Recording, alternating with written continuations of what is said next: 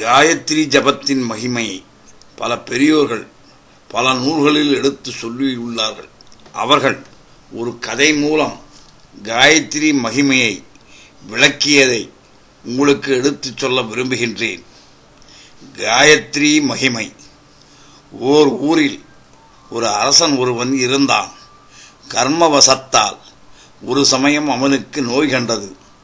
நோயின் கடுமையால் அரசன் தவித்தான். அரண்மனை வைத்தியர்களால் அரசனை வாட்டும் நோயை குணப்படுத்த முடியவில்லை. மந்திரம் தந்திரம் எதுவும் அந்த நோயிலிருந்து அரசனை விடுவிக்க முடியாது போயின.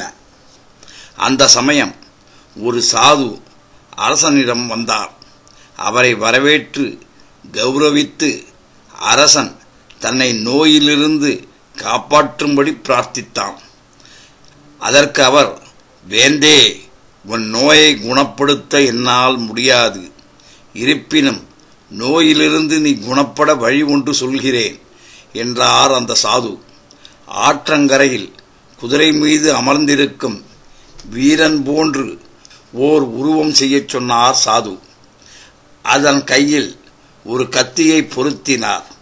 பின்னர் அந்த உருவத்துக்கு மந்திரத்தின் மூலம் சக்தியை உருவாக்கினார். அரசே, இந்த உருவம் இப்போது சக்தியுடன் இருக்கிறது.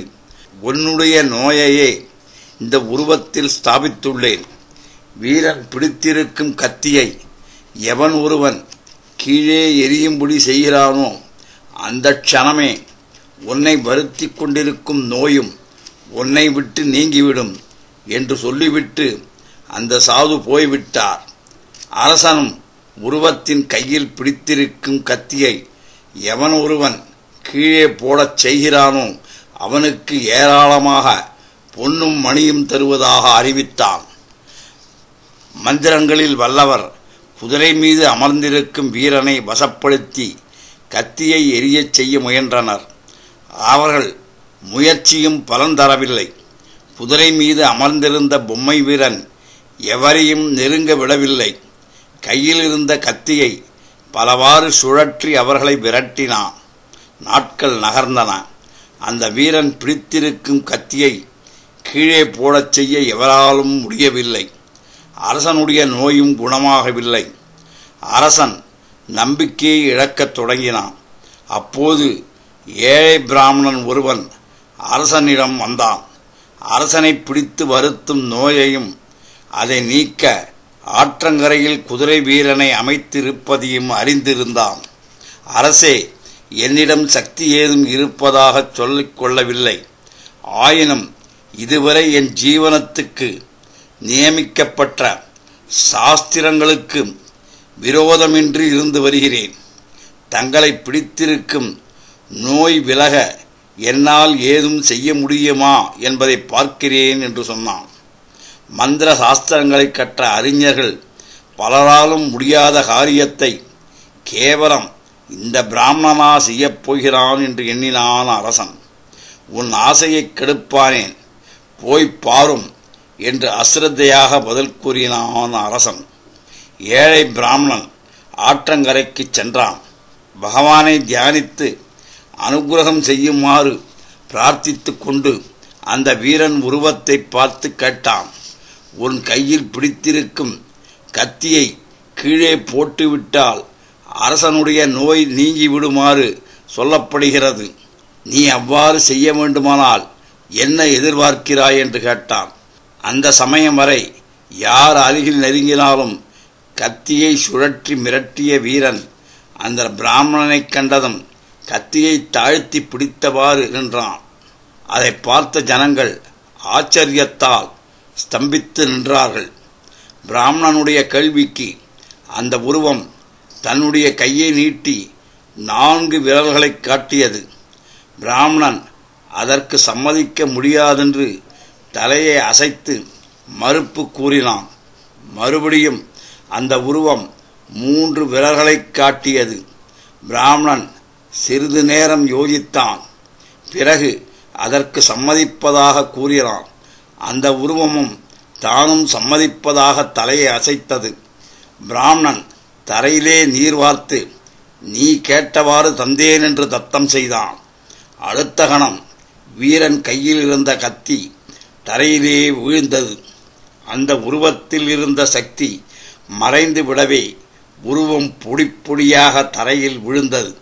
அதே சமயம் அரண்மனையில் நோயினால் கஷ்டப்பட்டு வந்த அரசனும் நோயிலிருந்து பூரணமாக குணமடைந்தான். அரசனுடைய மகிழ்ச்சியை கூறவும் வேண்டுமா? ஓடி வந்து பிராமணனுடைய கால்களில் விழுந்து நமஸ்கரித்தான். அவன் எதை கேட்டாலும் கொடுப்பதாக கூறினான். அந்த பிராமணன் பொருளுக்கு ஆசைப்பட்டவன் அல்ல. அரசே, தங்களை வருத்தும் நோயை போக்க வேண்டுமானால் இன்று வரை நான் செய்து வந்துள்ள காயத்ரி ஜபத்தின் பலன் மொத்தத்தையும் தத்தம் செய்யுமாறு கேட்டது உருவம். அதற்கு நான் சம்மதிக்கவில்லை. பொன்னும் பொருளுமா ஆஸ்தி? நான் ஜபித்து வரும் காயத்ரி மந்திரத்தின் பலன் அல்லவா என் ஆஸ்தி? அது எப்படி இழப்பது? மறுத்தேன். 3 பங்கு கொடுக்குமாறு கேட்டது. நான் மறுக்கவே பாதியையாவது கொடுக்குமாறு கேட்டது. கடைசியில் 4 பங்கை பெற்றுக்கொண்டு போய்விட்டது. தாங்களும் நோயிலிருந்து பூர்ணமாக விடுபட்டு விட்டீர்கள். இப்போது தங்கள் விஷயத்தில் இழந்துவிட்ட 4 பங்கு காயத்ரி மந்திர ஜப பலனை நான் ஈடு செய்து கொள்ள வேண்டும். அமைதியான ஓரிடத்தில் தங்கி தடங்கள் ஏதுமின்றி ஜபதபங்களை செய்து கொள்ள ஆசிரமம் அமைத்து கொடுத்தால் போதும் என்று பணிவோடு கூறினான். அரசனும் ஆனந்தத்தோடு அந்த பிராமணனுடைய கோரிக்கையை நிறைவேற்றி வைத்தான். நாகரீகம் அசுரவேகத்தில் தலைதறிக்க முன்னேறிச் செல்லும் இந்த காலத்தில் அனுஷ்டானங்களை பலர் சரிவர கடைப்பிடிப்பதில்லை. காயத்ரிக்கு மிஞ்சிய மந்திரமில்லை என்று சொல்லப்பட்டுள்ளது. அதனுடைய பலன்கள் எத்தனையோ சொல்லப்படுகின்றன. அவற்றை தனித்தனியாக விவரிப்பதை விட இந்த கதை ஒன்றே போதும். அவரவர் ஜீவனோபாயத்துக்கான மார்க்கங்களில் ஈடுபட்டிருப்பதால் நேரம் காலம் வசதிப்படவில்லை என்று சொல்லலாம். அன்றாடம் 12 காயத்ரியாவது ஜபித்து வர வேண்டும். பலன் இருப்பது நிச்சயம், சந்தேகமே இல்லை. காயத்ரி ஜபத்தை ஜபிக்க யாரும் மறந்து விடாதீர்கள். காயத்ரி ஜபமே உங்களுடைய நோய்களை போக்கி உங்களுக்கு அமைதியான சந்தோஷகரமான வாழ்க்கையை கொடுக்கும் என்பது நிச்சயம். நன்றி, வணக்கம்.